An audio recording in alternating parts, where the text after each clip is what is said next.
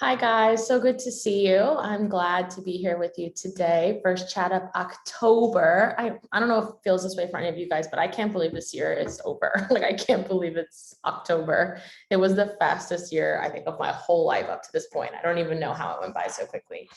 But so this month's theme is really about being nice. And now this is an interesting theme. I don't know if you guys know this about me. I don't think we've ever spoken about this, but like throughout my life, one of the things I hate the most is when somebody will say, oh, this person's really nice.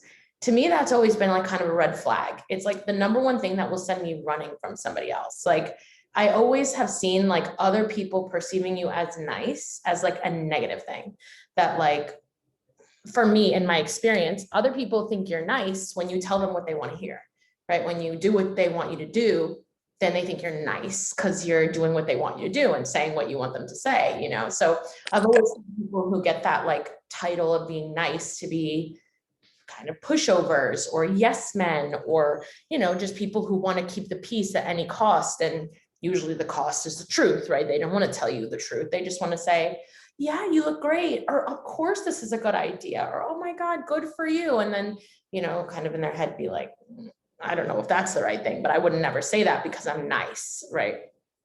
So for me, the word nice, being told I'm nice, you know, I'm like, ugh, I don't know. I don't like that, you know? And it's actually funny because I don't know if people would say I was nice, which I took as like I thought that was a win. I was like, we're out here, we're not nice, you know? And I'm still not sure how I feel about the word nice or what it's come to mean like socially or like, you know, on a large scale. But I'm interested in the concept of niceness, or the concept more of kindness, right? Of how do you keep kind, but remain authentic and remain honest? Charlie would like to do a solo of Squeak Toy for you guys right now. Come here, baby. Come say hi. No, she's not coming. Sorry, she doesn't want to say hi to everybody today. So that's really what I want to talk to you guys about today. Like, what does this mean? What does it look like? And what are the consequences maybe of not moving this way?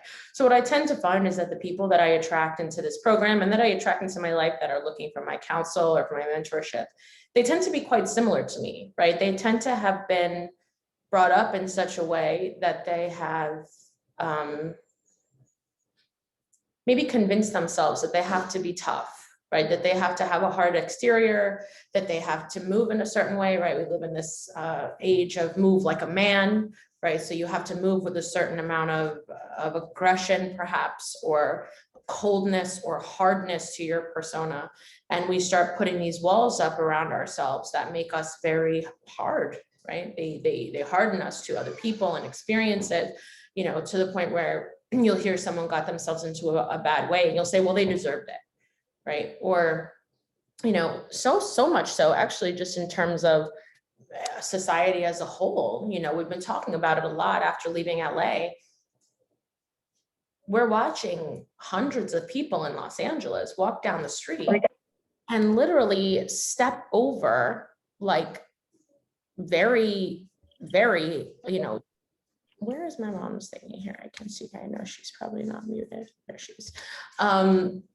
Like sick or homeless or people who are suffering. They're everywhere. They're lining the streets wall to wall. And I start thinking about, well, what does it require from a human that has a heart and has a soul and has softness and kindness and empathy for others? What does it take for you to exist in a place where you have to consistently ignore other human suffering, and kind of not only that, but maybe even harden yourself to it, maybe even decide these people are not like you and they deserve what they got, or they do drugs and that's the result, right? What does that take, and what is the cost of that to a soft human soul, right? Like, and it's funny because you start seeing, and I know it and I feel it, you start seeing the people in these cities become hardened and become that way in the way they see everything. Because, you know, one of the primary tenets of 360 is the concept that the way you do one thing is the way you do everything. So you can't really have the capacity to walk past suffering on your way to work and then also be soft to suffering in other places. It kind of starts to bleed into everything, right? The lack of empathy, the lack of understanding, the lack of presence, right? Another way people get through experiences like this is just avoid it, right? You put a big shell on yourself and you put blinders on, and then you just avoid it. You isolate yourself from the experience. And what ends up happening is that isolation then becomes a trap, and it's very hard to decide when to turn it on and when to turn it off. And people say, oh, well, if it's my family, I would see it differently. And, I beg to differ. So much of the counseling I do is about people who have had just as difficult or rough or unempathetic experiences with their family, with their blood, with their parents, and basically, I just think it's unnatural. I think it's not really the way that we're designed to live. And I think it's why people end up fleeing cities and looking for lives where they don't have to live in such a way, because it's creating an experience that doesn't feel good to you, doesn't feel authentic to you to move in that way, where you are hardened or you have all these isolated experiences, right? Where you don't think about or acknowledge other human beings, right? It's out of sorts. Like, there is something about kindness and niceness that is just innate to who we are. We have soft souls, right? Your feminine energy is about being open and being free and flowing and being nurturing. So think about how out of alignment you are with your divine feminine when you are isolated, closed, boundaried up, ignoring suffering, right? You're literally living in complete misalignment with all of the divine feminine characteristics. And this had nothing to do with whether you're a man or a woman, right? Because everyone has these divine feminine callings, whether you are male or female or non-binary, it doesn't matter. Every being on the planet, right? Every soul on the planet has these things. And so we must come into alignment with the divine forces that govern the yin and the yang, the masculine and feminine. And we talked about this a lot last time.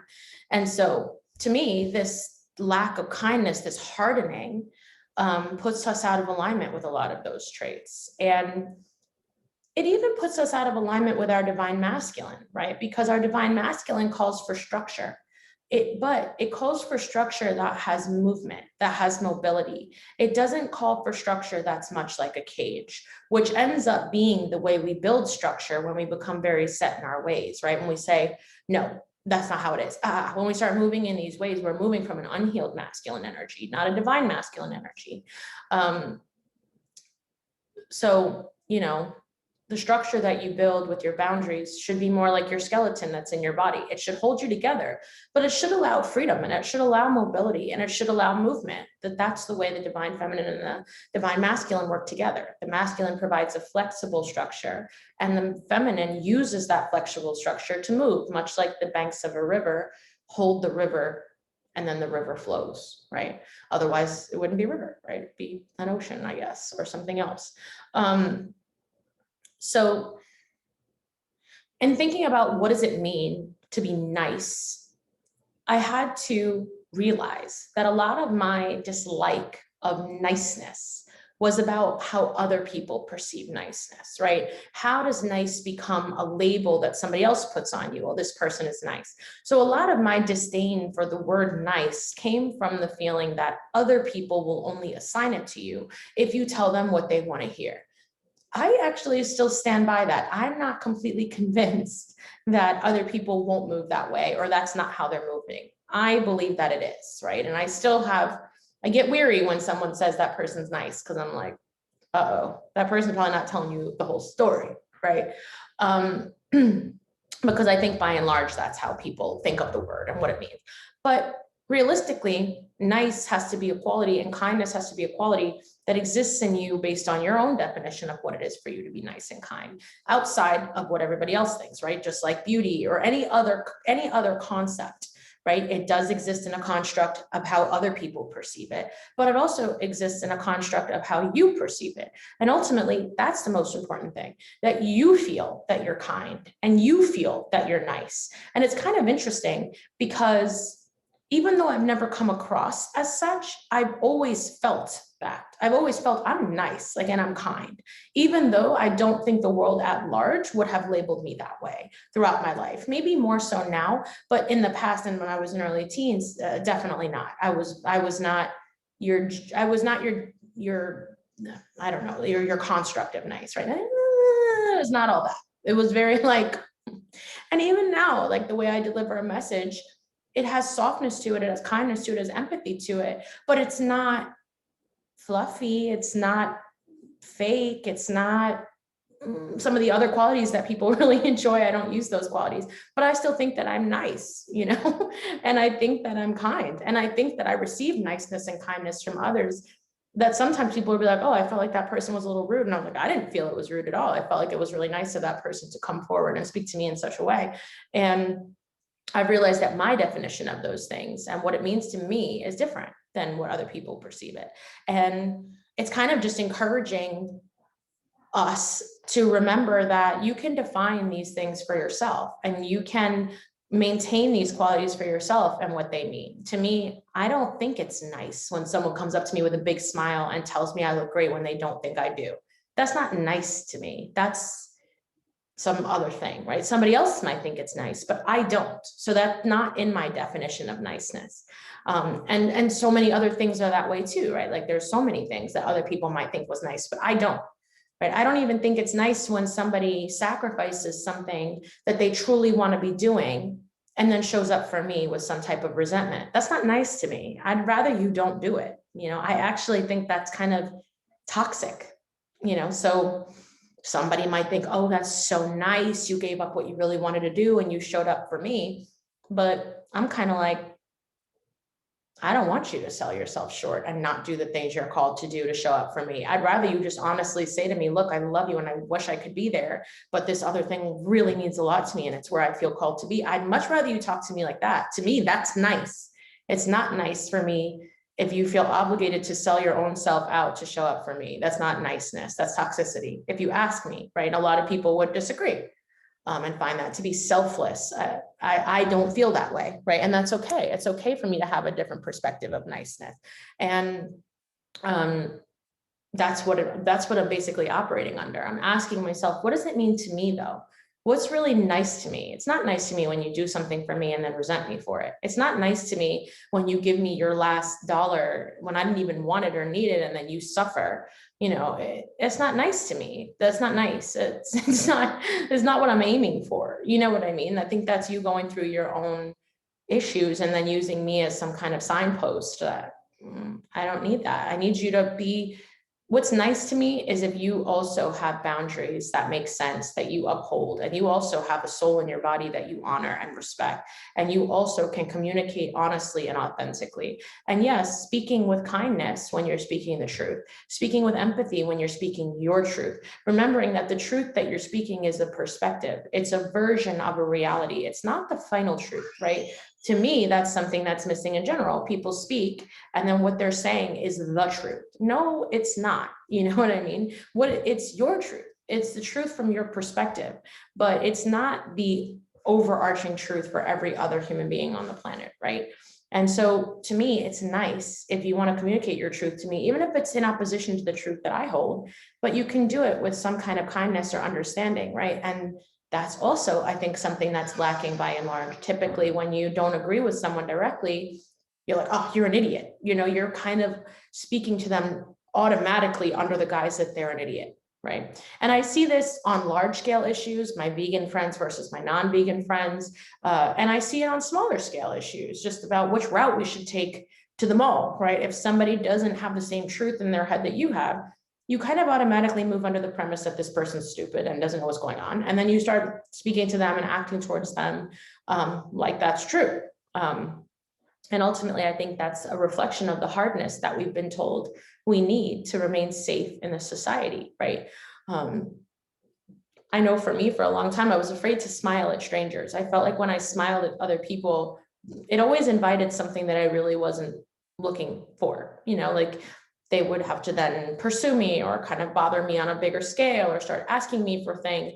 And so honestly, until I was like in my mid-20s, I never smiled at anybody. And people would be like, how come you never smile? How come you're never smiling? You know? And I was like, I don't know, smiling is like a dangerous thing. It like invites unwanted attention. And, I realized at that point that that was true for me, but it was also true for me because I didn't have boundaries established, right? I couldn't put out kindness and then say, but it's to here, that's it. Your boundaries work like a little fence around your energy, right? Where someone can learn to receive it and then mirror back what you find to be acceptable. And you kind of can't fake your boundaries. I know a lot of people who think that their boundaries are in order, but they are never treated the way they want to be treated by other people. They're never having the results they want to have. They're constantly in the same problems with their friends, with their family over and over again. And they're like, but I have boundaries. Okay, but your circumstances aren't reflecting an experience that shows that you have boundaries. Because if you have boundaries, then people learn to respect them. Boundaries become like an electric fence. People start to know they're there and they can feel that when they're moving, okay, in this experience, it's appropriate for me to come a little closer versus in that experience, it's not. And like for me personally, with smiling at people, I see it happen all the time. Today I was in line at a store and I smiled at the man behind the counter because he smiled at me. And he responded to my smile with a bigger smile and he waved at me. He was like excited to see me. And then I got up to the front and he was like, how's your day? And he wasn't talking to anyone else in line, but for me, we were having a conversation. And I was like, it's great morning. How's yours? And he said, well, better now that you're here. And Vanika went, oh, so cute. And I was like, he could sense my openness to the experience and my wanting to have a conversation with him and that was an okay thing to say to me. And it was a very positive interaction, right? And then in other cases, I've also been able to smile at people and had that be the end of it. I don't want you to talk to me. I don't want you to engage with me. I just want you to receive my smile, receive my kindness, and kind of keep it moving, right? And honestly, with my energy, I've been able to just even move people away from me without saying anything, without moving at all, just focusing on wanting them to separate from me. And they do, they leave, right? They walk the other way, they come out of the experience. And all of that really is about boundaries. It's just understanding that boundaries really are energetic intentions. They're really nothing other than that. You don't have physical boundaries. Obviously, you're not building structures around yourself. You're building energetic boundaries. And these energetic boundaries are very flexible because of that. So, thinking about what is your energy inviting in every moment and realizing that sounds like a lot of work because it is. Your energy needs to be in the present. When we say be present, one of the big reasons for being present is learning where your energetic boundary needs to be in every moment, right? You can't just set one and leave it because in one case, that boundary might be dangerous, right? It might bring people too close, right? And you have to, in every moment, be deciding, okay, right now I feel I can give this and receive this. Okay, right now I'll just give this and receive this, right? Energetic boundaries need to be reacting to the current experience. And if your mind is someplace else, or your mind is in the next moment, then the body and the energetic experience in the present moment is basically unattended. And it'll accept whatever either you preset it on or programmed it on in the past, or whatever everybody else is doing, right? Because we do calibrate to the nearest and most intense vibration, which is why when you don't set yourself up for success and you go into a place where everybody's hostile, within a few minutes, you're also going to be hostile as well, right? We say energy is contagious because it is. It's only contagious when you are not behind the wheel, right? When you're not behind the wheel, you're susceptible to the nearest energetic source that is stronger than yours. Which is why we say presence and consciousness is how you live in each moment, authentic to you. It doesn't mean you'll never curse somebody out or say, get the fuck out of here. My favorite feature in life is the block button. I block people left, right, and center. I love to block people. To me, that's spiritual as fuck. Bye. That's where you hit a boundary. You hit a hard boundary that time, oops. And sometimes it's not that. Sometimes it's forgiveness and it's loving and it's keeping the door open. But every experience is different and every experience requires consciousness and a presence in the moment to decide what the response is going to be. I saw something in the chat. Let me see what it says. Doesn't Sue contact play a part in that too? Does that mean eye contact? Doesn't eye contact? Okay. Yes, Sue contact. Doesn't eye contact play a part in that too? Yeah, I mean, maybe, but honestly, I don't think it does. Like I really at this point now think everything is energetic. Like I can look somebody directly in the eye and smile at them and still keep them at 100 yards if I want. Like I can really do just about anything and get any response if I want, you know, like I have such good control over my energy now that I even have had situations where I've been like, you know what, I'm going to be really, really nice and kind to this person, but then I never want to hear from them again. And I've been able to create that experience. Like I've been able to be present and kind and loving and then say, but this is it. Like I'm done with this experience after this. So just like energetically know we're closing a curtain on this. And then that actually has come to pass without me having to do or say anything else past that, which you wouldn't think would be the case, right? If somebody's really kind and loving to you, then you'd think, oh, well, I'm gonna have more contact with this person, but those 3D experiences that seem to make logical sense, energy defies those laws. So, you know, energy supersedes everything. The energy is how you get outcomes that you're like, what? How did that happen? Energy and intention is how it happened, really. So, you know, in thinking about this chat, I thought a lot about the cost of being kind because it comes at a price. And I think that we have a consciousness of that price. And I think our consciousness of that price is what keeps us from really stepping into that experience. And the consciousness of the price of kindness is the same as the cost of the price of turning on your light and becoming a light source. You ever see a light in the dark? What's it surrounded by? Moths, bugs, they flock to it, right?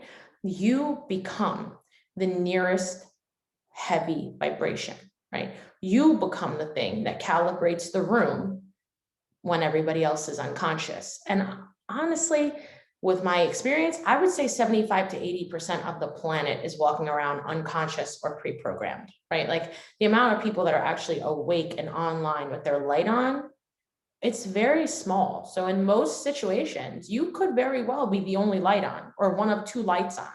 So you end up influencing everyone that is unilluminated. And you also end up attracting everyone that's not illuminated. Because again, I do believe that when your light is on, when your kindness is flowing, when your heart is open, you are walking in the true nature of the human.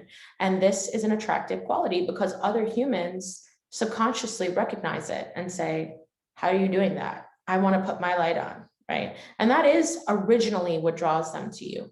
But also, it's important to understand that they also, and this is something that has affected me a lot more since I've become a healer, but it's affected me even before I realized what I was doing, even before I realized I was healing. And it'll start to affect you before you realize what you're doing, right? As soon as you start to come online, you'll start attracting people who are looking for light for whatever reason.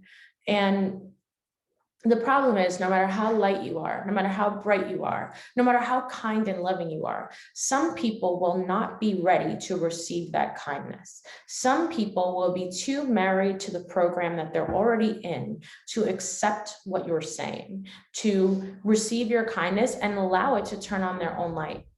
And when you come into contact with people like that, they become addicted to your light because it is, like I said, human nature to want to be in the light. People don't want to be in the dark. And the feeling of being closed and hardened and in the 3D constructs that don't think about God and divine and nature and life in this way, it's darkness, you know? And so people can easily find your light and become in an unhealthy addiction to the light. Right? They don't want to do the work to turn their own on, but they don't want to lose the light, right? These relationships can become toxic quite quickly. And the more you turn your light on, the more people like this you're going to attract, right? The more you move with consciousness and kindness, the more the people like this you're going to attract, right? So in the process of turning my light on, you know, I've attracted a very large tribe of people, which I'm sure you can see from watching me on social media, right? It's like I'm always surrounded by 20, 30 people. It's like an entourage almost. It's very funny, right? And it's a beautiful thing. My life has gotten bigger. It has gotten fuller. but I also have a much higher experience of people that take the connection with me and make it toxic and make it negative and force me to close the curtain on the connection. And I was talking to a mentee about this week, and it took me a while to realize that the kindest and nicest thing I could do for these people was cut the cord and let them go. Because ultimately, a proximity to me is going to make you do one of two things. It's going to make you turn on your own light, or it's going to make you addicted to mine. Those are the only two options, right? And the sooner it comes to my understanding that you are addicted to mine and you are not going to do your own work, the only kind, loving thing I can do for you is release you. Because otherwise, I am going to keep you attached to me in such a way that you will believe that you're doing something you're not doing, right? In a lot of ways, it's like if everyone's in a light room, you can't really be sure where the light's coming from until someone flips the switch, right? Okay, now it's dark and you can see the light still here. Your shit went out, you're dark, right? That's not good for that person. That's not the point of coming into contact with light sources. The point of coming into contact with light sources is that it inspires you to develop your own light within yourself, right? And so I end up in the process, you have to imagine things just from a statistical experience, right? In the process of opening yourself to more love, you're going to open yourself up to more pain. But what I can say is this: yes, I have more experiences than not. I have more experiences than before. I have far more experiences that are beautiful, loving, with people who meet me and are like, I really want to do what you're doing for me, you know, and I can keep them around forever as long as they're on the path. It doesn't matter how fast they do it. It doesn't matter any of those things. It just matters that they have a true desire and they're really putting in the work, like I'm doing, right? Other than that, it doesn't matter. As long as I say, as long as we're all in the elevator, right? As long as we're all going up, it doesn't matter about anything else, right? Then we can stay together and be in a unit forever, right? So I have far more experiences like that, far more. Right? Most of my friends have been my friends for decades. But before I opened myself up to now, you know, in the current experience, I also have a lot more fallings out with people that I have to be like, look, I love you. We had a cute run, but like, you really can't be here anymore because you're just trying to drain the system and you're not actually looking to improve, right? And basically all you're going to do is blame me if anything goes wrong, or you're going to make me hold space for you constantly. You know, that's not my role in anybody's life, right? I am not a constant space holder. Me being a healer doesn't mean I can fix you. It's not what I do. Being a healer means providing the light. That is my only responsibility. What you do with it is your responsibility, right? My responsibility is to maintain the light. If I allow energetic vampires or people that constantly want to drain the light, but not do their own work into the system, then I am compromising the light, right? I'll become weakened, my light will become dimmer, and everyone that's in relation to me, that's orbiting me, will suffer as a result of that, right? So the choices I make, they don't only impact me, they impact the whole system that I'm holding up, right? Everyone that's moving around me, including all of you. So the kindest thing I can do, not only for myself, but for the collective and for the person in question, is to cut the cord. You know, assume that they'll find light someplace else. And maybe losing this light source will make them more conscious that they don't want that to happen in the future, and hopefully make them act in a different way, you know, because ultimately the goal of every healer is we want everyone to turn their light on. But from a non-egotistical perspective, I have to be conscious that that's not always going to be me, right? In a lot of cases and places, I will be able to reach the person and help them improve. But in a lot of cases, I also won't. I'm not the only light source on the planet. I'm not the only healer. Everyone has a light source, right? Everyone has a light in them. Every time that any person, even people who are asleep, does a kind act to another, that light, passing light, right? The difference is that most people don't make an effort to keep it illuminated and on all the time and anchor it in such a way that other people can come and benefit from it, right? Like a candle that is strong enough that other people can take the candle and light your own and then go move on. We're good, right? It doesn't put me out. It doesn't extinguish me. So that's really the difference, right? It's not saying even only that healers or people of a certain spiritual caliber, the only ones with light. Absolutely not. We all have a light soul. We all have light within us, but most of us are protecting it or guarding it or boundarying it, or, you know, again, using fear of kindness or fear of openness or fear of vulnerability to block it so much that the light becomes kind of useless, not only, again, to everyone else, but to you. You can't access it either. So this opening, this vulnerability, like I said, yeah, it's put me in more situations where I also need to say goodbye to people and let people go and really disconnect them. And when I have to disconnect someone from my light source, they're disconnected. They become blocked. Like you must block completely. Like you must be completely let go from the circle. But here's what I'll say has made that okay with me, right? Now that I walk into something completely open and vulnerable, I truly believe that I show up in every interaction with complete openness. You don't have to, there's no list of qualifications, nothing. If you're a soul and you come into contact with me, my life and my heart is open to you. My home is open to you. Whatever you need is yours. I will give you without any, I don't want one thing from you. I don't want anything. You just have it, take it. All the love, all the kindness, anything I have, take it, right? And because I'm moving in that way, I truly have no guilt at all. I have no burden at all when it comes to be the case that the other person needs to be let go. Because I truly feel I've shown up as fully as I can, as openly as I can. I've done everything I could, and it's misaligned. Either that person couldn't receive it, or what I had to give wasn't what that person required, or whatever. Or maybe I've even made a mistake. I've done something incorrectly. All that's okay with me because I've gone in with the most open heart and with the most pure intention. And that's all I'm in control of. That's all that I can do. That is the only way that I can move. You know, if somebody then decides to treat me in such a way that they need to be let go, I don't lose sleep over it. I honestly never think about it again.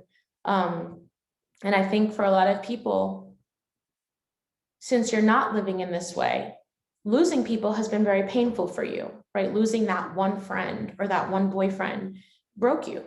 You know, it put you in a position where you grieved or you cried, or maybe even to this day, you still wonder what happened or where that person is.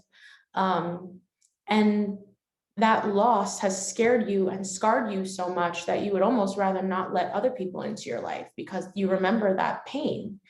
But I am just encouraging you to realize that those relationships were somewhat unhealthy and somewhat toxic in their nature in the first place.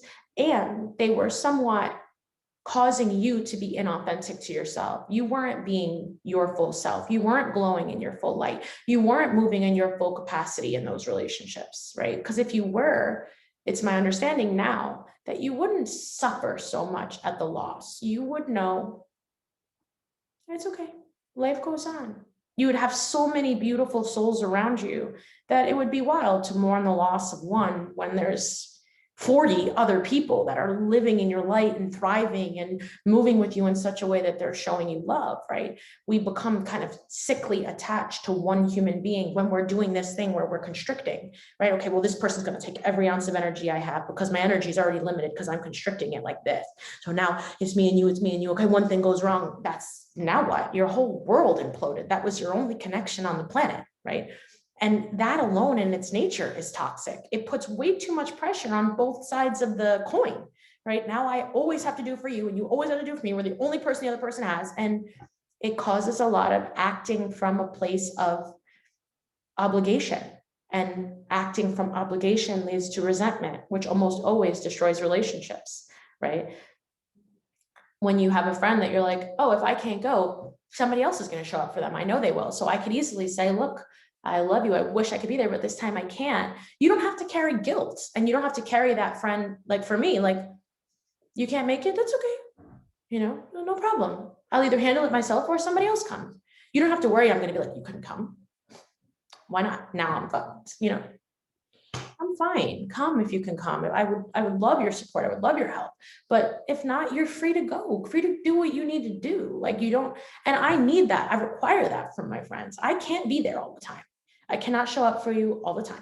I can't do what you need all the time. I can't do it. I'm literally like, at this point, I'm like, I'm a dot on the map. You got to try to find me, right? I'll hold as much energetic space for you as I can, but I'm holding energetic space for 65 people at any one moment. So it varies how much space I can hold for you today, but I'll always do my best and I'll always show up. And I expect you to do the same. Do your best.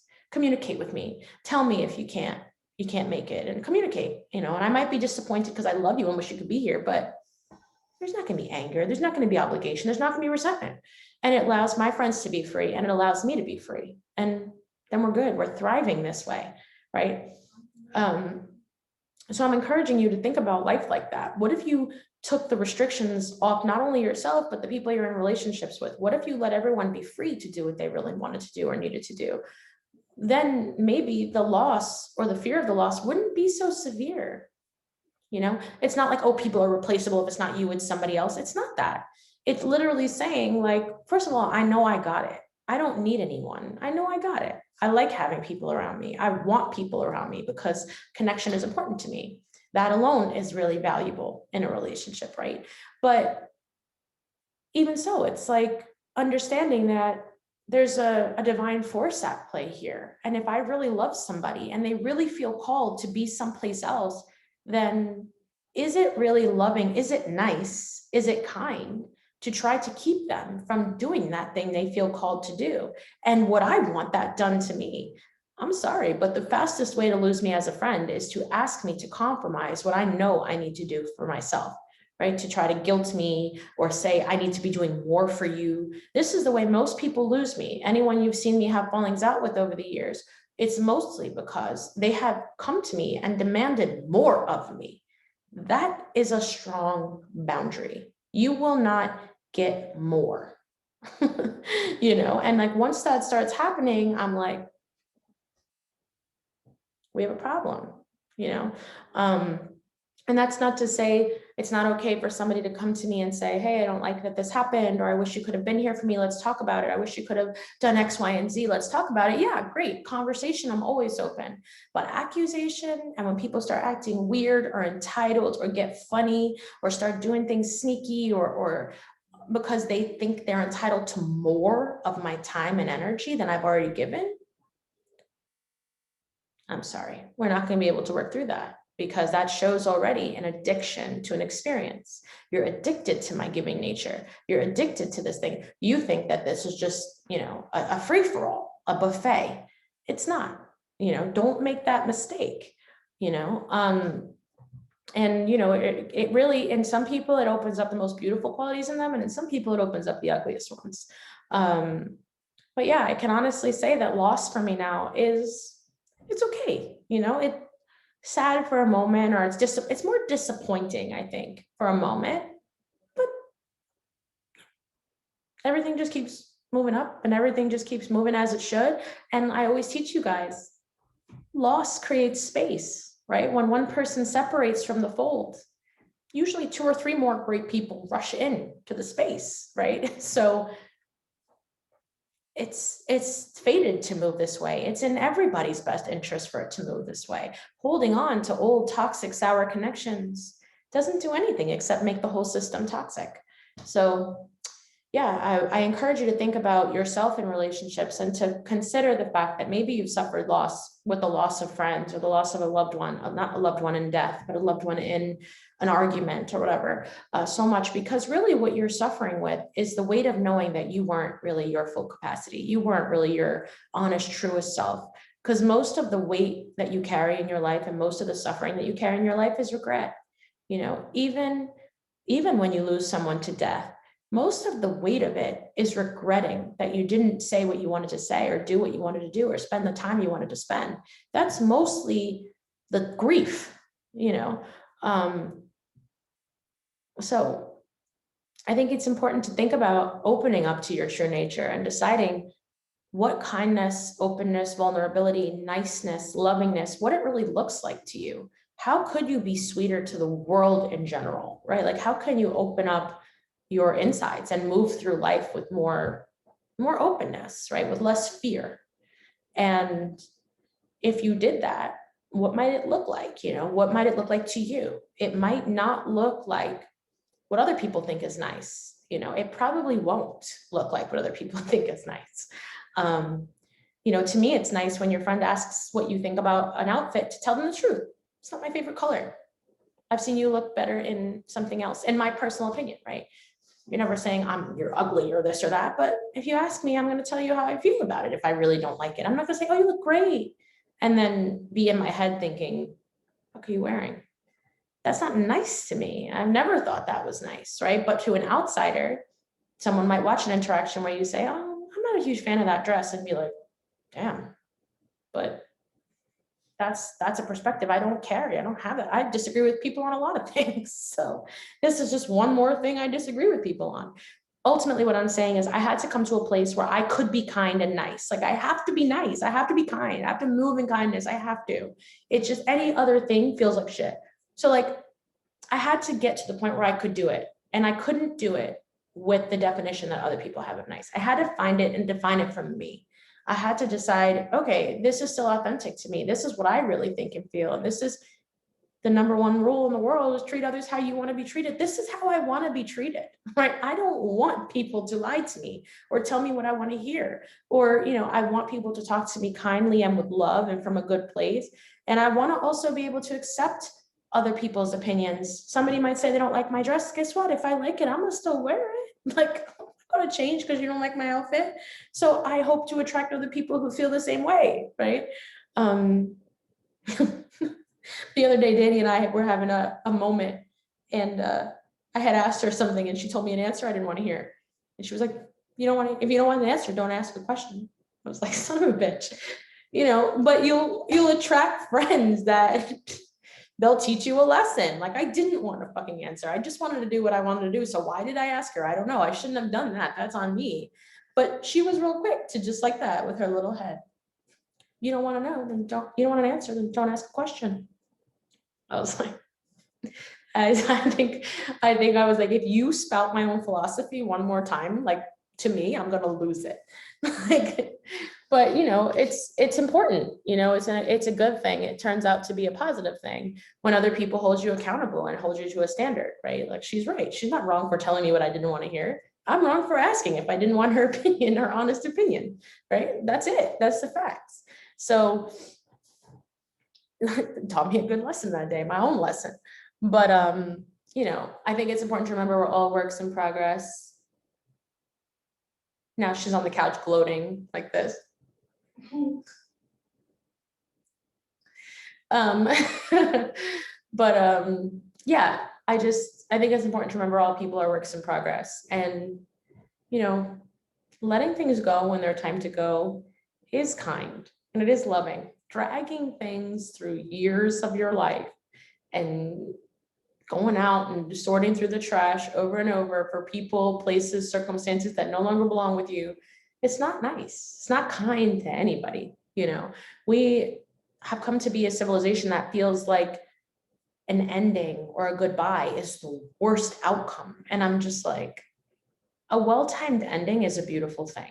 It's much better than dragging people and relationships that don't belong with you anymore into experiences they don't belong in. Like, that's it, you know? So reassess for you what being nice is, what being kind is. Being nice to me is not just remaining in a relationship with someone because I have an obligation to do that and I can never let anybody go and I have to be friends with people to the day I'm dead. Absolutely not. If our relationship is not positive and productive for both of us, I'm leaving, period. You know, if some conversation, if some working on it doesn't resolve that, I'm leaving, period. That's the nicest thing I can do for you. It's the nicest thing I can do for me. And it's the nicest thing I can do for the collective that depends on me directly. So that's really that on that. People think that's hateful or that's not being a true friend. I have other beliefs. I have another understanding, you know. I have questions about that even in people's romantic relationships. You know, you commit to a marriage till death do you part. And then you uphold that commitment, even though everybody suffers till they're dead. I have questions about that being the most loving way we can treat each other.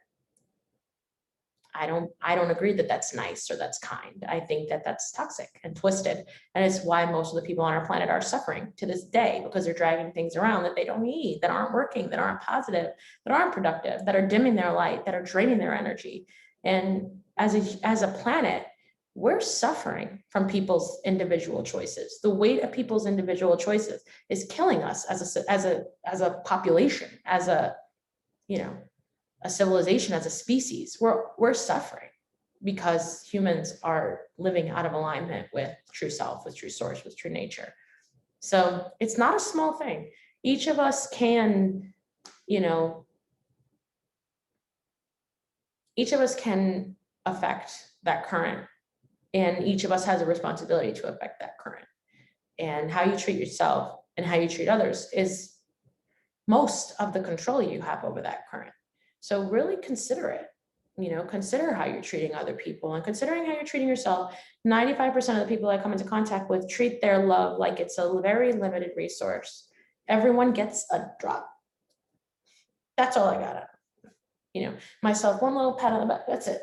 I'm out of love for today. I've only got this little bit right here. So I already gave it to my mother. You can't have any today, you know, and it's just very limited, right? They meet someone and they're like, I can't tell you how many times I had a connection with this person. I never have a connection with anyone. That's called a red flag. You should be connecting with people on a daily basis. You should be having meaningful, open, loving connections with people all the time, every day, 3-4 times a day.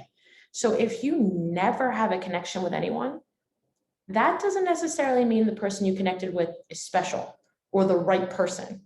It probably means the person you've connected with is moving in a similar fucked up pattern to your similar fucked up pattern. And now those fucked up patterns have found each other to help break the pattern, to help break the chain. But nobody sees it this way. People see it as, oh, now we've got to be friends for life because we're the only two people on the planet that connect, and we're going to hold on to this sickness in between us. Guess what? Everybody's going to suffer, and that thing's going to fail.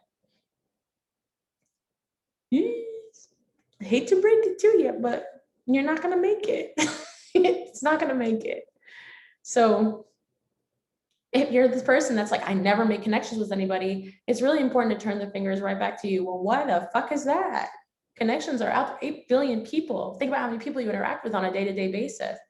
Clients, friends, family. You should be connecting with all of those people, right? If not, it's probably because you're in a limited mindset, you're in a lack mindset, you're in a shutdown mindset, you're not in a loving state. You're suffering then. You're choking out your energy source. So just something to think about as we move through the month, as we think about how we're treating ourselves and each other this month. You know, we give people candy, but candy will kill them slowly. So much better to give them a different kind of sugar, a different kind of sweetness, a different kind of experience that actually can help them, can pull them out of a negative state, right? I see some things in the chat. Feels like I must be the problem since I'm losing so many friendships and relationships. I mean, this is another mindset to decide if you really want to see it that way. When I have a falling out or when I have to let go of a friend, I don't think of myself as a problem. It doesn't have to be blame. It doesn't have to be somebody's fault. Like when something moves out of alignment with something else, it's nobody's fault. It's not blame. It doesn't mean the other person is bad or good or you're bad or good. It just means we missed alignment. Like we went like this, like, you know, we were like this and then things went different directions. We lost the vibrational connection that we need to keep ourselves sturdy. So yeah, as you start to elevate, as you start to change consciousness, yeah, there's a lot of loss, because if you're going like this and other people are going like this, what happens? You're going to miss each other. You're going to come out of alignment with people. It doesn't mean they're bad or they're wrong. It doesn't mean that you're bad or wrong. It doesn't mean you're the problem or the solution. You're just a being and you're attracting what you're aligned with. And something about the way you're living is moving you out of alignment with the people around you. Your only responsibility at that point is to ask yourself if you're moving in a direction you want to be moving in or not. You know, if the answer is yes, then whatever the cost is, whoever has to go, has to go. They're just not meant to be with you in the direction that you're moving. You know, I feel very confident in the direction I'm moving. I know my life is on the path it needs to be on. I can feel it in my bones that it's on the path I need to be on. And every time I go anywhere, I get confirmation. It's become like a running joke. I sit down in front of any tarot reader, any psychic, and they're like, why are you here? Like, you're doing everything right. Get out of here. Like, you already know what you're supposed to be doing. Nobody will even like read me at this point. They're just like, go, get out of here. So I actually had one person ask me to read them. I was like, the hell? So I just know it. I'm in alignment. I feel steady about that. I'm not always in that place, but in moments I am. And then anything that comes as a cost, okay. You know, what I would recommend is, if you don't know if you're doing the right thing, then be cautious with how rough you are with other people, because you may be wrong. You have to always be allowing for the fact that you may be wrong. You might be on the wrong path, and the losses that you're experiencing may be warnings that you're on the wrong path, right?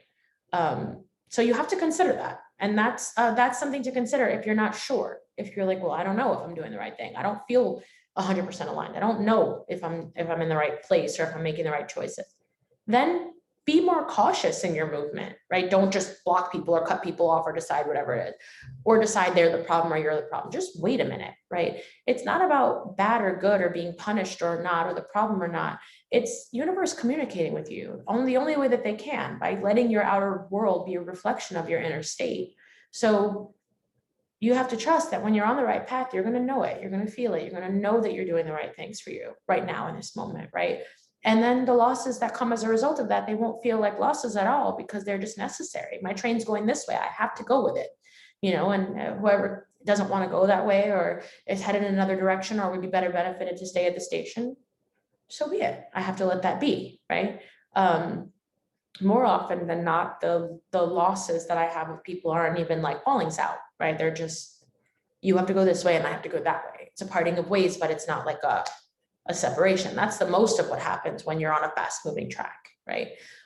Because even considering that I'm on a fast track now, so other people may very well be going in my direction, but they may be going a little too slow to be in my direct orbit right this minute, but they'll meet up with me later on. They'll find me somewhere else. Those are the people that tend to come back around, right? Where you're like, oh, we lost touch for a little while and now we're back around. It's because you're headed in the same general direction, but right now, not at the exact same speed. That's all good. You know, people have to do what they have to do at their own time and pace. People aren't obligated to you. That's another thing to understand. Someone being your friend or your boyfriend or your husband or your wife or any of these things, it doesn't make them obligated to you. They don't have to go in your directions at your speed. They can do whatever they want to do. Like, we can't hold people in obligation. So letting them take their space and go at their own pace, we have to allow it. You know, as long as it's not coming at the cost of like disrespect or something else that we can't allow. Do you know what I mean? But yeah, I wouldn't say you're the problem. I would just say what's happening is a message. So are these people that you need to lose? Likely, most people's unconscious path. I actually had a recent falling out with somebody who had this problem. Most people's unconscious path, the path that they're on before they come to an awakening, almost everything on that path needs to be shed. And this might resonate with you that just asked this question. You'll have to lose the job, and you'll have to lose the home, and you'll have to lose the friends, because everything you cultivated on the unconscious path was cultivated unconsciously and was cultivated to wake you up. So at the moment of awakening, it's like your train changing tracks. So it's really not uncommon to have a total overhaul of your whole life between 28 and 30, the time that most people come online and become awakened, and lose everything that was accumulated before that point. Doesn't mean you're a problem. Doesn't mean anything. It means you've come online, you've come to a different experience, a different vibrational source, and now you're in alignment with different people and different things going on a different track. That's it. You know, they're not bad, they're not good, you know, nothing, just different. Does anybody else have a question for me? Yes. Hi. First, I really like this subject. It's really interesting, and also like I realized late that nice wasn't something really good, because in French, like when we translate, it's the same. We say gentil, and when we say somebody's gentil, it means like it's naive. That's how you say it. And it's more like saying yes to everybody all the time. And I thought that nice was like that, so I was trying to be like that. But when I started working on myself and I started like learn about myself, being myself, I realized that I was not like that, and I was doing it just like to be nice, but it wasn't like the thing. And I'm glad that we're talking about that today. And also, I have a question. Um, I wanted to write it, not say it in front of everyone, but I don't know how to write it. But how? What does it mean? Boundary? Boundary. Boundaries? Boundary. Yeah. So boundaries means like your limit, like where something can't cross. So, you know, if you have a house with like a fence outside, you know, like a fence outside the house, that's Yeah. a boundary, right? It means you can't come any further because Okay. you're on my grass, you're on my house, right? My property. So a boundary is like an energetic fence. It's saying, okay, that's my limit, right? So like for me, one of my boundaries is I give openly, but when you ask me for more than I'm giving, you hit a boundary. I don't allow people to demand or require more of me than I'm openly giving, because I know that I'm giving at my max capacity. So you'll either respect what you're getting and respect me and what I'm capable of, or you'll see yourself out. So that's a boundary for me. Does that make sense? Okay. Yeah. Thank you. So much sense, because you use it all the time, and I thought I was understanding, but I was not. So, like, I asked for once. Good. I'm glad you did. I think other people probably have questions about it too. It's a very, the idea of having boundaries emotionally or mentally is very complicated. It's not like a simple thing. So it's really common for people to have questions about it or to misunderstand it. Even if they understand the language, it's still very complex. Yeah. Thank you. You're welcome. So yeah, I mean, what she's saying is basically, you know, we are programmed to think we have to be yes men, right? And she says she doesn't feel good being a yes man, just saying yes to everything. And I would really venture to go as far as to say, I don't think anybody does. I think yes, yes, yes, yes, yes overextends us, causes us to compromise our true feelings and what we really want to be saying in any one moment. It's too black or white, yes or no, right? There's so many shades of emotions or feelings or you know, that we just omit when we're just saying yes to everything that somebody else wants. It's not, I don't know that it's in anyone's authentic nature to just say yes to everything, even though we're praised when we say yes and we do what other people want us to do. And we're praised when we make other people happy or we tell them what they want to hear. You know, they do try to be, that's the programming. That's the program. The program is basically the experience of understanding that you will be praised and you will be worshiped and you will be told that you are good and nice and sweet and kind, as long as you're doing what other people want you to do or saying what you want them to say. And we become addicted to the praise and addicted to the acceptance. And we become fearful that if we stop acting in this way and doing what people want, we'll become isolated and end up alone, which is a big fear for everybody.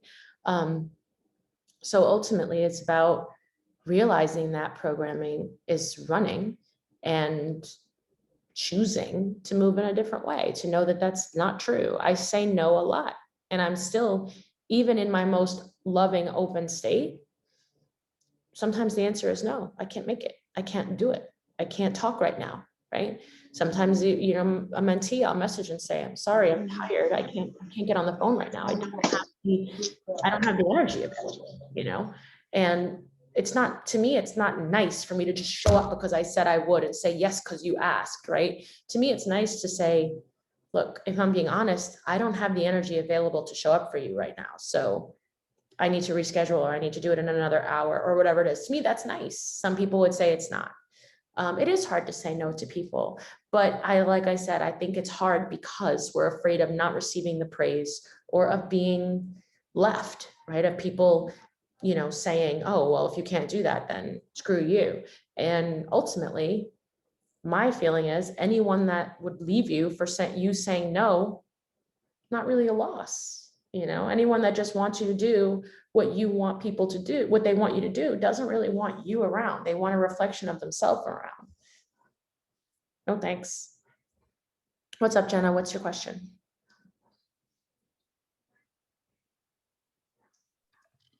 Do you notice if your boundaries change, like, I don't want to say often, but like as you change, like I don't know. Yeah. Like you wouldn't have the same boundary forever. Yeah. Right. No, it's like kind of flow and stuff. No, like what I was saying earlier was that like my boundaries change all the time, moment to moment, even like even in my most loving and receptive state, sometimes people come around me and my energy closes off right away. They're getting much less from me than other people are getting. They're getting bare minimum, or they're getting this kind of energy like turned away versus turned in. So like that happens immediately. It happens unconsciously. And I think it happens for a lot of people, but that people are trained to think that means something's wrong with you then. Why aren't you being open? Why aren't you treating this person the way you treated that person? But I don't do that. I just trust, like, if for some reason there's a disconnect here, then I'm going to behave how I feel called to behave in this moment. And I'm going to trust that's the most loving I can be. That's what you need. That's what I need. That's it. Right. Like, and it changes minute to minute. I can literally be in a room with 3 people, and from each person, my boundary with them and how much I accept and how much I give, it's different. Yeah. I mean, I can sense it even in small ways. Like yesterday, the other day when I taught class at Broadway Dance Center, from an energetic perspective, I can tell who wants to hug me and who doesn't want to come close to me, like after class, like without having to do anything. Like if you watch me after a class, you'll notice I don't hug everyone. And it really has nothing to do with me. Like for me, in that case, I am the receptive energy. I don't want to impose my will on students. Because I'm the person in power in a class. I want my students to decide whether they want to be touched or spoken to in a certain way or not. So in the cases where I switch to like a receptive energy after class, you'll see I won't hug everyone. I'll just wait and I'll feel like, okay, there's a boundary here, or this person wants to do this, or this person wants to do that. Before they even are within like a few feet of me, I can tell if I should open my arms or not. So like, it's energetic. It's just, and it moves fast, you know? So you can also decide about those things too, right? In some cases, I don't want to be the dominant energy. I don't want to be setting the tone. I want to be receiving. So in a lot of cases where I'm being a mentor or I'm being a healer, I switch into receiving mode, because when you have such a powerful energy, you do run the risk of making people do things that they're not 100% comfortable with, right? If I walk up to you on the street and I put my arms out, you're going to hug me. When it's over, you're going to be like, why the hell did I hug her? I didn't even want to hug somebody. Like, how come, you know, I could easily pull anyone into that situation. And you've probably seen me, Jenna, you've definitely seen me do it. You know, people will be out here hugging me or dancing with me or doing all kinds of stuff. And then they walk away kind of like, what the fuck is going on? Right. Like I can get anyone to do anything, but you know, in situations where I'm a teacher or a leader or I'm a healer, that I don't want that to happen. I never want you to walk away from a session and be like, man, was that my will or hers, right? I don't want that. I want you in your own power. I'm pulling you to your own power. So I sit in receptive and I wait to see how much you want to give and how much you want to say and how much you want to open up. And then I meet you at that level. So that's possible too. Like you can do all that stuff with your energy. Boundaries are really only necessary for me when I'm in a situation where there's a lot of other people where I'm outnumbered. I have to have boundaries, because otherwise I could get easily pulled in a million directions, right? And boundaries are necessary for me when I have like close relationships with other people. I have to, in each relationship, kind of establish a boundary where I'm like, okay, with this person, I think we have this thing and that thing, right? Like, yeah. And it's very different. And everyone will say it, right? You have some friends that you'll like hold your hand, they'll hold hands with you and cuddle, and other friends you're like, we've never touched. I don't know why. It's just different relationships and different boundaries, right? And there's really nothing to it other than that. But my body does it on autopilot. Like I'll just basically decide, am I dominant or receptive? And then my body will automatically calibrate and say, no, okay, you know, like I'm just like kind of naturally just kind of doing this thing. And, you know, that's it. Trusting your body to do it. I've had this happen a few times. You know, I had somebody recently come into my experience in the last couple of months that was like very nice, but my body was like, boop, nope, no, absolutely not. That's it. I don't think about why. I don't think about I'm bad for thinking that, or this person was bad for bringing. No, nobody's nothing. It's just her and I had a very clear stop. That's it. We're not aligned. That's all I needed to know. And then I didn't force myself to be nice or invite her places, or I didn't do that. You know, even though if you in general know me, then you know I invite people everywhere. Yeah, come over. It doesn't matter. The door's open, you know. But with her, I didn't feel that desire, and I didn't dishonor myself by just forcing it to be who I am. You know what I mean? Mm-hmm. Yeah. Yeah. That answer your question? Mm-hmm. Good. All right, guys. Well, I'm glad we got to chat today. It was really nice to see you all. I haven't seen you guys in a little bit. I am on the East Coast now, so I'm on East Coast time. I'm going to repost the Calendly link for you guys in case anyone wants to do like one-off mentorships this month. I have some time. I will be posting a tutorial soon. I think next week it comes up, right? So I'll probably shoot it this week or something like that. And yeah, it's going to be a fun month. If there's anything you want me to speak on or anything about this topic that you have more questions about or want me to write about, let me know and I'll get some content up for you guys. Or if there's anything in general that you want, as always, my inbox is open. I think the chat, yeah, it's kind of upsetting people. Cool. Yeah, I'm glad we got to talk. I love you guys, and I'll see you in a couple of weeks for the next chat, and I'll be around, you know, reading messages and all that. So love you. Have a great week and take care. Bye.